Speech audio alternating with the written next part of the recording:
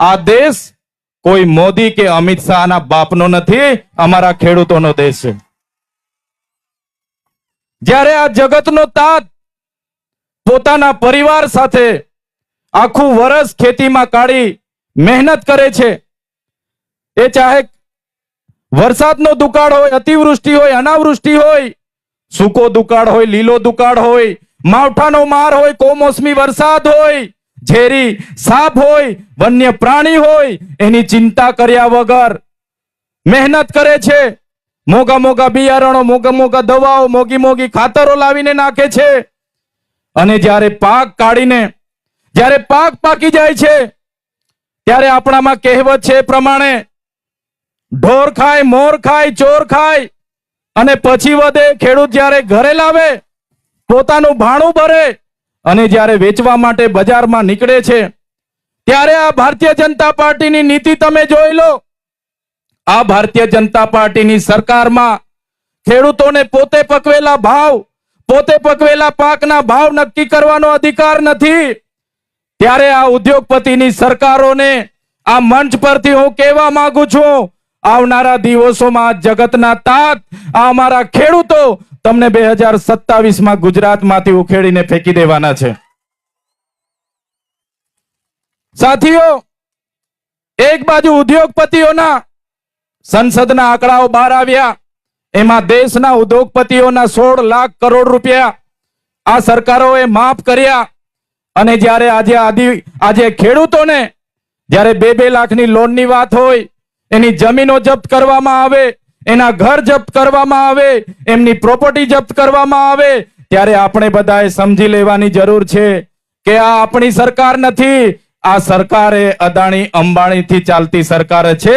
એની સામે આપણે ઉતરવાની તૈયારી બતાવી દેવી પડશે. સાથીઓ, આ દેશ ડોક્ટર બાબા સાહેબ આંબેડકરે બનાવેલા બંધારણથી ચાલવો જોઈએ. જયપાલસિંહ મુંડા આદિવાસી સમાજના સભ્યએ આદિવાસી માટે કરેલા પ્રાવધાનથી ચાલવો જોઈએ. પણ 30 વર્ષના ભારતીય જનતા પાર્ટીના શાસનમાં આદિવાસીઓને મળેલા સંવિધાનિક અધિકારોનો અમલ નથી થયો. ગુજરાતમાં અનુસૂચિ 5 આજ દિન સુધી લાગુ કરવામાં નથી આવી. ત્યારે જો આવનારા દિવસોમાં જો આ ભારતીય જનતા પાર્ટીની સરકાર અંબાજીથી ઉમરગામ સુધીના વિસ્તારોમાં અનુસૂચિ 5 લાગુ નહીં કરશે, તો એનો બદલો હવે આપણે આવનારી 2027ની વિધાનસભામાં લેવાનો છે, ને એના માટે બધાએ તૈયાર થઈ જવાનું છે. એક બાજુ આસામ, સિક્કિમ, મેઘાલય, ત્રિપુરા, નાગાલેન્ડ, મિઝોરમ, ત્યાં અનુસૂચિત 6 લાગુ છે. 1950 જ્યારે બંધારણ અમલમાં આવ્યું અને અનુસૂચિત 6 એ તમામ રાજ્યોમાં લાગુ કરવામાં આવી. અનુસૂચિત 5 ગુજરાતમાં આજ દિન સુધી લાગુ નથી કરવામાં આવી. ત્યારે એ રાજ્યોને આજે પ્રાવધાન છે, ત્યાંના આદિવાસી સમાજને સ્વતંત્ર હક અધિકારો મળ્યા છે.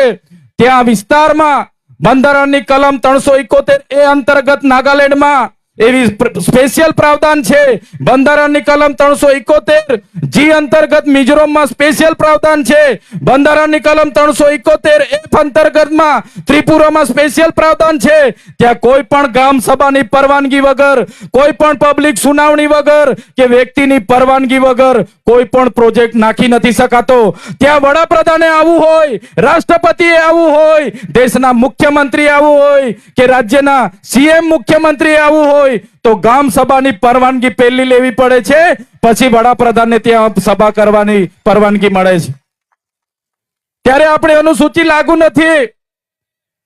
અને એના લીધે તમે જોયું હશે 1972માં જ્યારે ઉકાઈ જળાશય આવ્યો, ઉકાઈ જળાશયમાં આપણા ગામડા ખાલી કરી દેવા પડ્યા. પોલીસનો ઉપયોગ કરવામાં આવ્યો, વિસ્થાપિત કરવામાં આવ્યા, અને આપણા લોકો પોતાના મૂળ ગામમાંથી, પોતાની જમીનોમાંથી, પોતાની સંસ્કૃતિ, સમાજ અને પ્રકૃતિ સાથેથી છિન્ન ભિન્ન થઈ ગયા. આજે વિસ્તારમાંથી મેં રેલી સ્વરૂપે બધાને મળતો આવ્યો. મારી માતાઓ રડતી હતી, મારા વડીલો રડતા હતા. ત્યારે મેં તમામ લોકોને આહવાન કરું છું, હવે રડવાની, હવે જિંદાબાદ મુર્દાબાદ કરવાની, હવે લડેંગે જીતેંગે કરવાની એ સમય નથી. હવે આ લોકોને સત્તામાંથી ઉખાડી દેવાનો સમય છે. બધા તૈયાર થઈ જાઓ. સાથીઓ, આ સોનગઢમાં ડોસવાડામાં જ્યારે વેદાંતે કંપનીને 10,000 કરોડના MOU ગુજરાત સરકારે કર્યા, ત્યારે હું ધારાસભ્ય નહોતો, તો પણ આ લડાઈમાં અમે કાયમ લડવા માટે આવતા હતા. આપણા યુવાનો પર ખોટા કેસો કર્યા અને આપણી લડત એટલે સુધી ગઈ.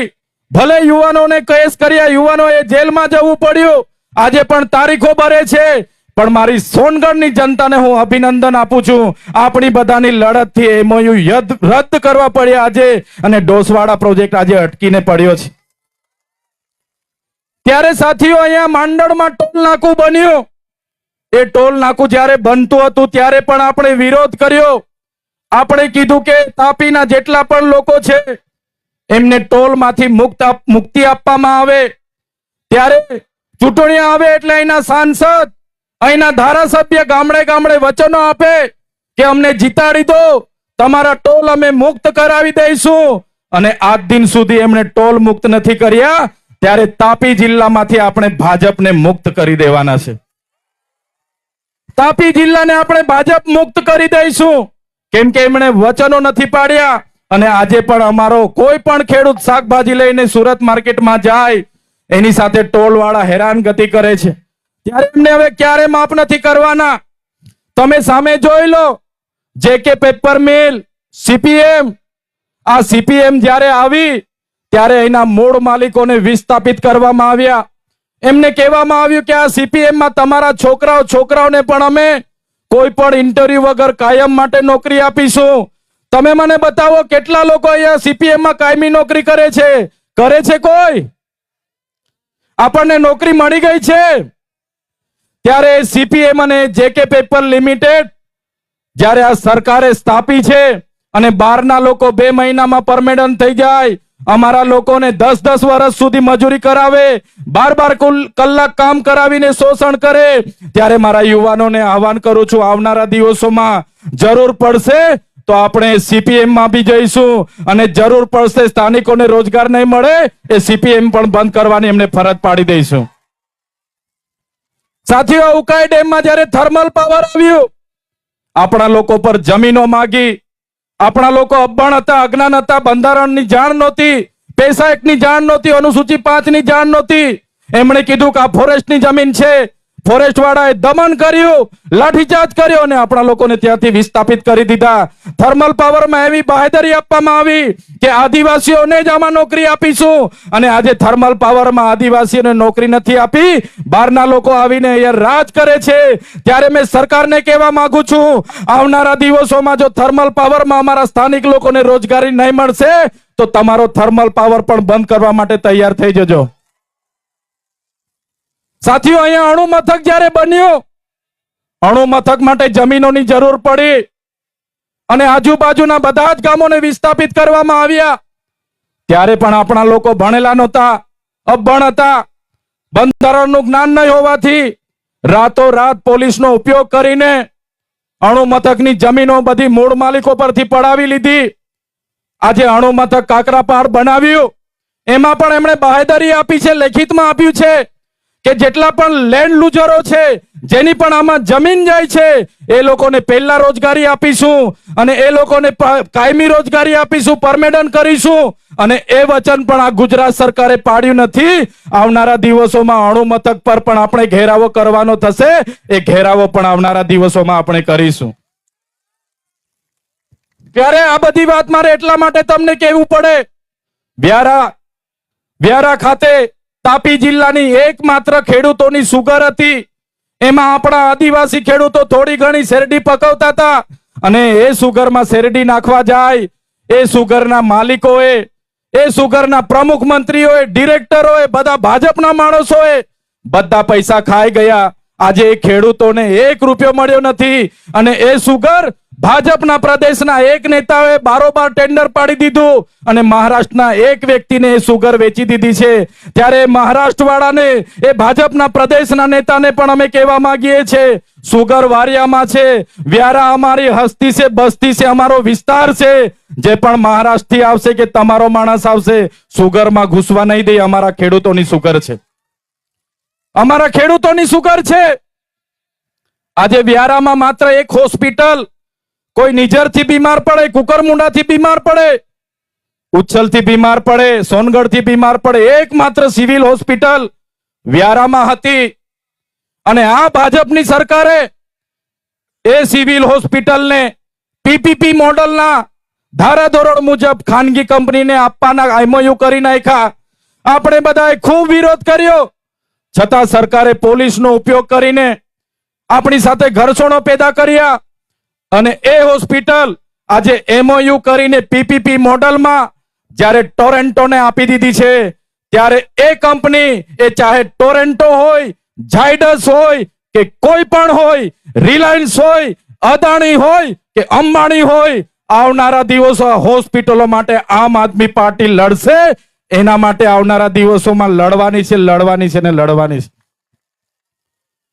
ત્યારે સાથીઓ, આ બધી વાત એટલા માટે તમને કરવી પડે કે આટલા બધા અન્યાય આપણી સાથે થતા હોય, અત્યાચાર આપણી સાથે થતા હોય, દેશના વિકાસમાં આપણે આટલું બધું યોગદાન આપ્યા છતાં આપણો વિકાસ નહીં થતો હોય, તો હવે આવનારા દિવસોમાં યુવાનોએ જાગી જવું પડશે, વડીલોએ આગળ આવવું પડશે, આમ આદમી પાર્ટીના બેનર નીચે આવવું પડશે, અમારા જેવા આગેવાનોના સમર્થનમાં આવવું પડશે, તમારે તાલુકા જિલ્લામાં લડવું પડશે, તમારે વિધાનસભામાં લડવું પડશે, રાજનીતિમાં આવવું પડશે અને આ ભાજપની સરકારને આપણે બધા સાથે મળીને ઉખાડીને ફેંકી દેવું પડશે.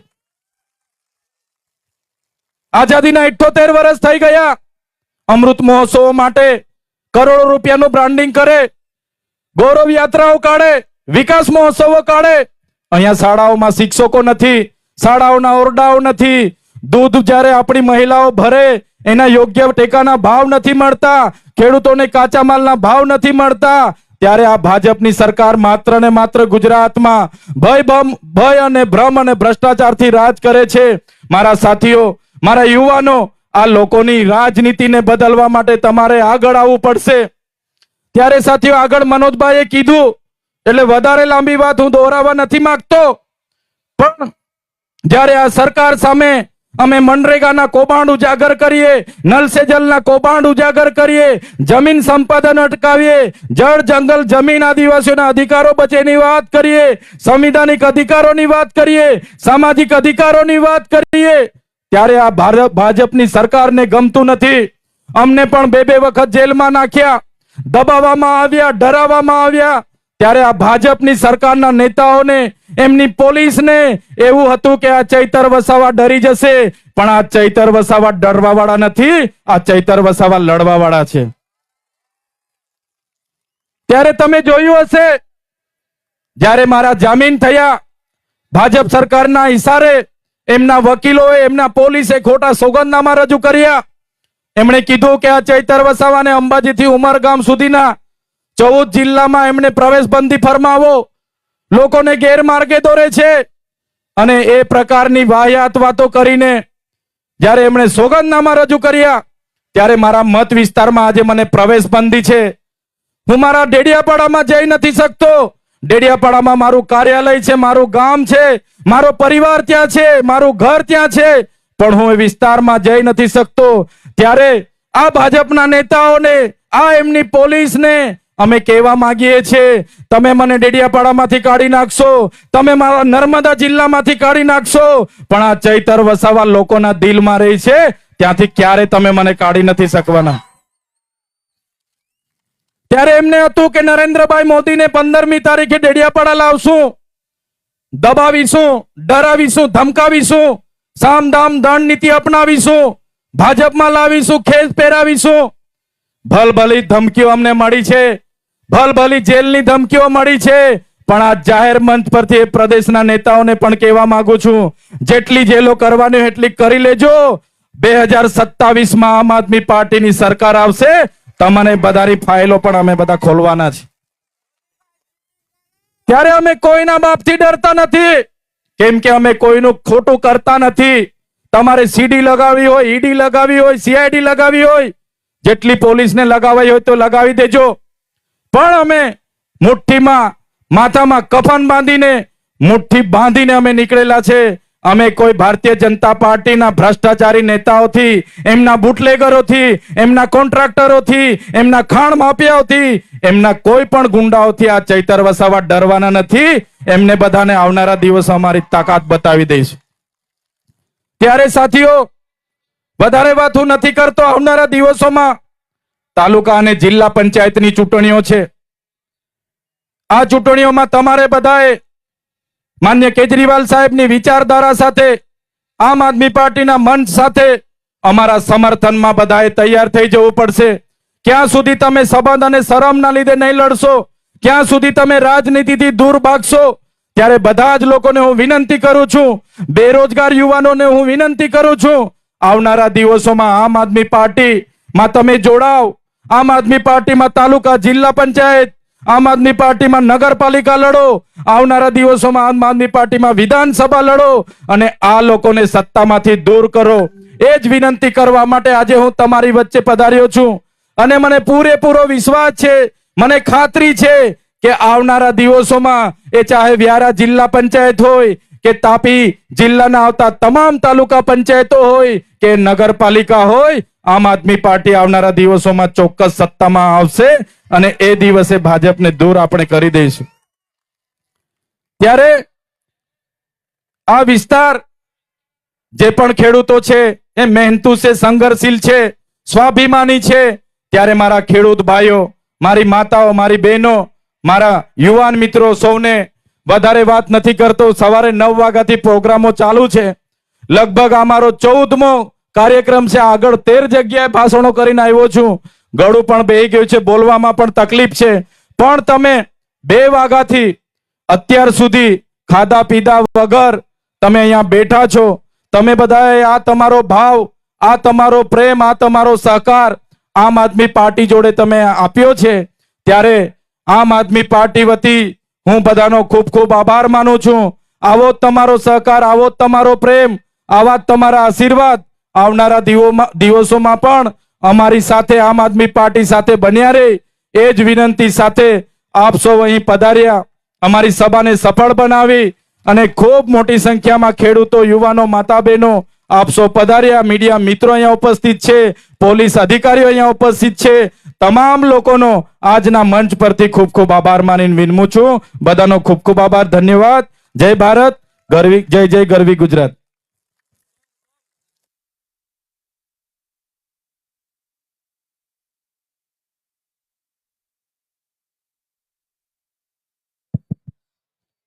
થોડી વાર આપણે હજી અહીં રોકાઈશું. ઘણા બધા નવા મિત્રો અત્યારે આપણી વચ્ચે જોડાઈ રહ્યા છે. ત્યારે સૌને વિનંતી છે કે અત્યારે આપણે પોતપોતાની ખુરશીઓમાં પોતાનું સ્થાન આપણે ત્યાં જાળવી રાખીશું.